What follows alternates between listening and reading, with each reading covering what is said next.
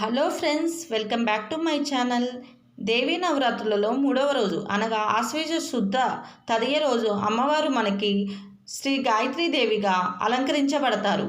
ఈ గాయత్రీదేవి అవతారం రోజు అమ్మవారు మనకి ఏ రంగు చీరలో దర్శనమిస్తారో, ఏ పూలతో అమ్మవారిని మనం పూజించాలో, వేటిని తినకూడదో, ఏ నైవేద్యమును మనం అమ్మవారికి సమర్పించాలో, వేటిని దానం ఇవ్వాలో ఈ వీడియోలో మనం తెలుసుకుందాం. ఈ గాయత్రీదేవి అమ్మవారిని వేదాల తల్లి మరియు వేదమాత అని కూడా అంటారు. ఈ రోజున అమ్మవారు మనకి నారింజ రంగు చీరలో దర్శనం ఇయ్యబోతున్నారు. తామర పుష్పాలతో అమ్మవారిని మనం పూజించాలి. కొబ్బరి అన్నం లేక రవ్వ కేసరి లేదా నిమ్మకాయ పులిహోరని నైవేద్యంగా సమర్పించాలి. ఈ రోజున ఇంటిలో పూజ చేసిన భక్తులు ఎర్రటి గాజులను దానంగా ఇవ్వాలి. తమ ఆహారంలో వంకాయను తీసుకోరాదు.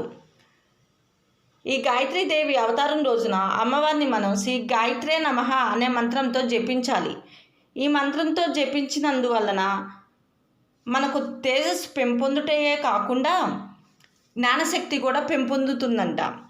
చూశారు కదా ఫ్రెండ్స్, ఈ వీడియోలో గాయత్రీదేవి అమ్మవారికి ఏ నైవేద్యం సమర్పించాలో, ఏ పూలతో పూజ చేయాలో నా వీడియో కనుక మీకు నచ్చినట్టయితే లైక్ చేయండి, షేర్ చేయండి, సబ్స్క్రైబ్ చేసుకోండి.